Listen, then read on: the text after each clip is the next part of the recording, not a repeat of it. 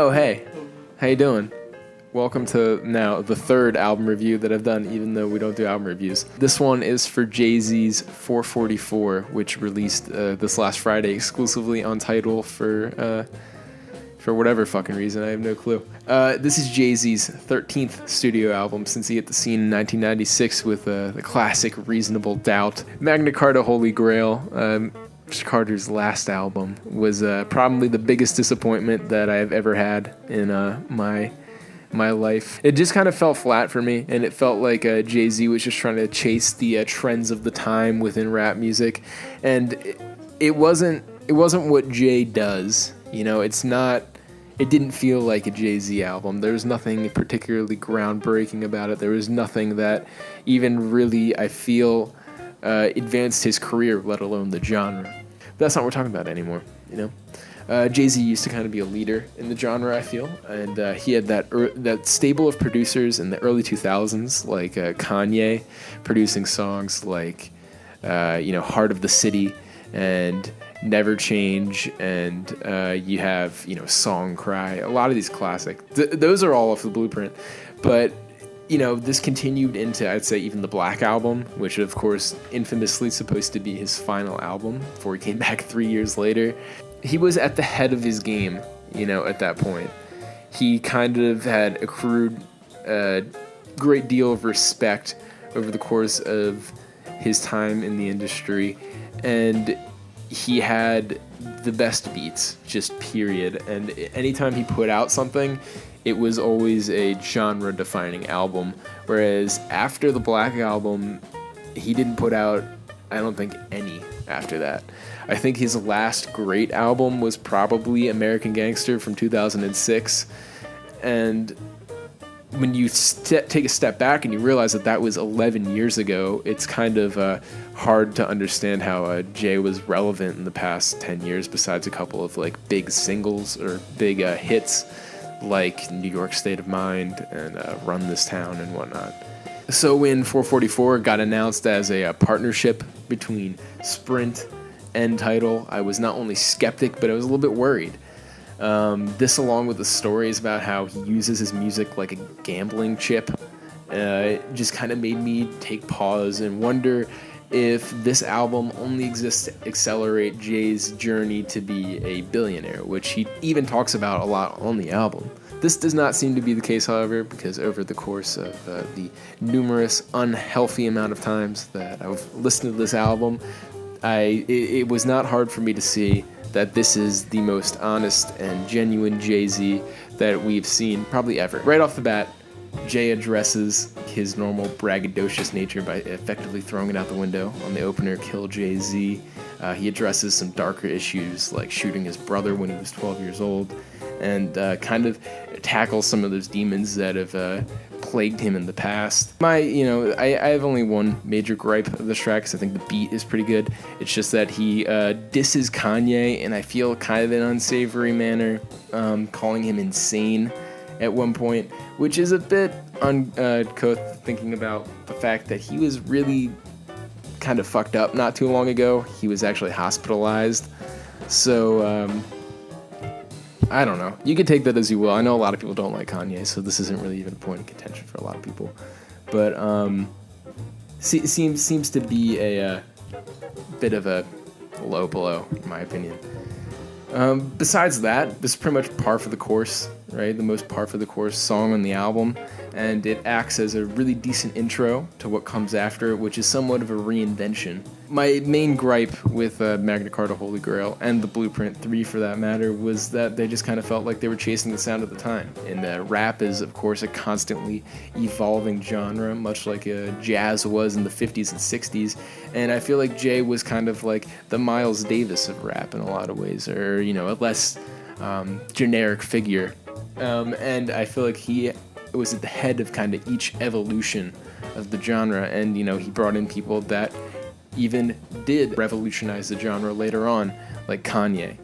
And he's kind of doing that here again. The story of OJ seems to be the most popular track on the album. The message is all about advancing black communities, and I feel it's a pretty positive message for Jay in his seniority to be putting out there. This isn't really unexpected either, because, you know, it's been a pretty public political awakening for Jay-Z. He even came out and supported Hillary, like, on stage last fall during the election. Smile is the most heartfelt track on the entire album, and it's end capped by a beautiful poem by his mother, Gloria Carter.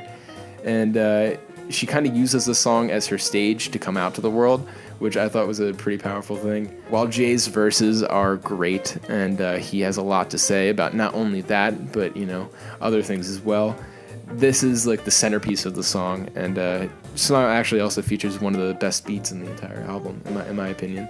Skipping to 444, this is the Lemonade response song that so many people have been talking about, and it does a pretty good job at being a response to Lemonade, I think. No ID employs a sample from Late Nights and Heartbreaks by Hannah Williams and The Affirmations to punctuate Jay's very repentant lyrics. Where one of the verses is kind of anchored by Jay saying, "I apologize," you know, kind of repetition there. Family Feud, this track right after this, also touches on these themes and actually even features Beyonce. And personally, I'm just glad that this whole album isn't an apology to Beyonce, because I don't really think that serves anybody, and not even really Beyonce in a lot of ways. I'm glad that Jay uses this as somewhat of a cautionary tale rather than a sap story, like an apology story about how he's upset and he ruined his life, and he uses it to not only say, "Hey, I'm sorry that I cheated," but also, "You shouldn't cheat either." And I think that's more valuable than him just saying "I'm sorry" a bunch of times, personally.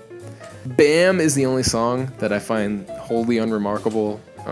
Damian Marley with some backup vocals on this one. I'm not a fan of his, so this one wasn't going to resonate with me, but it may resonate with you. I think the beat that is there is pretty good, though. Moonlight, this may be my favorite track on the album, not only because it features a fantastic beat right in the beginning there when the beat is kind of peeking over this high-pass filter that No ID put over top of it, but because the target of this song is also new school rappers, which is a subject that has been not totally exhausted over the course of the past few years, but there's a lot of controversy about the mumble rap and all of that.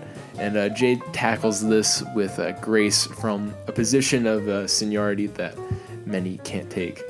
The hook is also a clever reference to the 2017 Best Picture fiasco. We stuck in La La Land, even when we win, we gon' lose, which I thought was pretty good. He also kind of hits on the fact that we all got the same fucking flows. I don't know who is who in the hook, which to me is pretty spot on. He even tackles a lot of rap tropes, like skirt in particular. He even addresses the fact that people like Bobby Shmurda have told on themselves in their songs. He said, "Look, I know killers, you know killers, huh? Please don't talk about guns that you ain't never gonna use. Y'all always telling yourself, I'm so fucking confused." Which, like, considering Bobby Shmurda did very famously tell on himself in his own music about all the laws that he's broken, I can't believe nobody addressed this before Jay-Z did. Whatever, doesn't matter. I think with a lot of these lines, you know, Jay is kind of making a statement not only about the genre at large, but his role in it as well. He's real. He did grow up in the Marcy Projects. He saw a lot of really fucked up shit happen in his childhood and, you know, coming up. You know, this song in a lot of ways cements his position as, like, the godfather of rap. Legacy is kind of a somber track, starting with Blue Ivy asking what a will is, and it addresses, well, Jay-Z's legacy, and that's something that we don't really hear very often in rap music. I don't think it's a very serious subject, right? You know, he's talking about his own mortality in a lot of ways. The beginning reads a lot like Jay-Z's will, and he talks about what he hopes to happen after he's gone. And considering that Jay-Z is, like I said earlier, nearly a billionaire, that's a pretty heavy subject to. I suppose my only issue with this album is that it just kind of ends after this track. 36 minutes is pretty short for a Jay-Z album, and it is his shortest album so far.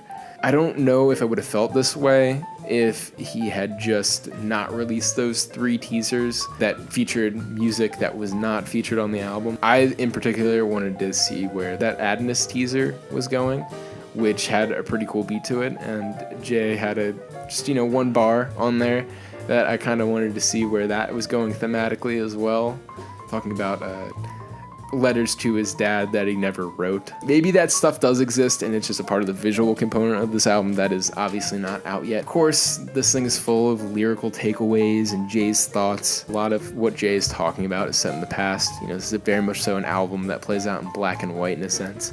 And that's kind of confirmed by the visuals that accompanied this album, including the music video for The Story of OJ, which I really loved. I thought it was a really cool video. And it had that kind of 1920s Steamboat Mickey style to it. Musically, however, I think that the most important takeaway from this is that No ID produced every single track on this thing, and in that, there's a lot of samples on it, and pretty much every song feels as though it's kind of strung together from reorchestrated, reorganized, chopped apart songs from the past. A lot of Nina Simone, there's an Alan Parsons project kind of sample on there. And this kind of feels as though, these are like different pieces of a quilt, right? That Jay-Z's voice is the thread holding together. That's pretty much all I have to say about it, though. That's a lot. This album, I think, will be an album that people are talking about for years to come. I usually don't like putting scores on things, but if I were to put a score on it, I'd say a strong 8 or so. But what did you think? I thought it was pretty good, obviously. Anyways, you find us at Modern Day Renaissance Men. Subscribe to us, MDRM on YouTube. There's a button right here. There's another video right here. Check that out. Do all kinds of dumb stuff. We're starting up a new podcast. It's going to be a good time. See ya.